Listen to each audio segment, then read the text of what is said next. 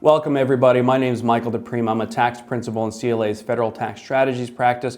Today I have the pleasure of being joined by Brandon Hill, leader of our Energy Tax Services practice. Today we're going to talk a little bit about getting it right from day one from a tax and accounting perspective for a clean energy developer. Brandon, thanks so much for being with us today. We have seen a pretty significant uptick in the amount of developers that are trying to set up solar, wind, battery storage projects, you name it, in large part because of the Inflation Reduction Act.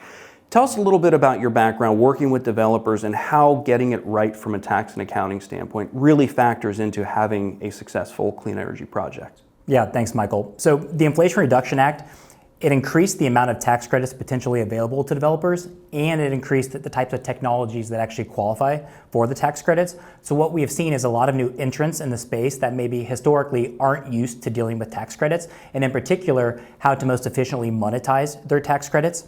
For the first time, a good portion of those tax credits are transferable, i.e. sellable. So it's a whole new ball game for a lot of developers who otherwise wouldn't be able to make use of a very significant tax credit.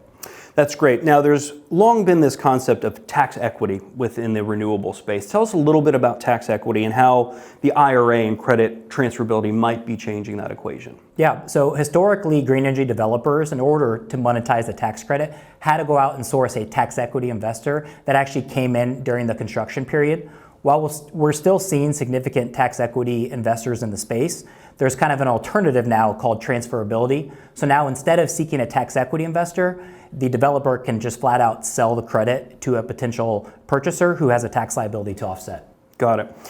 What would your advice be to a new developer? Maybe this is their first project.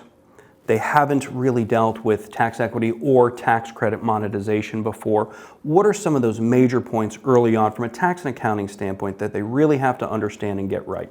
Yeah, so number one is modeling, making sure you understand the cash flows of the project and then also what you think that potential tax credit's going to be. The more you can do up front, that could potentially help with financing and other sources of capital. And then ultimately knowing and having an idea whether your project's eligible for a tax credit can bring significant money in to not only help with that project, but then future projects down the road. And CLA, we are of course helping with all these services, correct? That's right, anything from accounting, valuation, tax credit eligibility, tax credit computations, and tax credit monetization. We're doing it all. Awesome. Everybody, thanks so much for joining us today. If you have any questions about these topics, the Inflation Reduction Act, how to have a successful clean energy project from a tax and accounting standpoint, please reach out to Brandon Hill, reach out to myself, or your closest CLA professional. Thanks so much.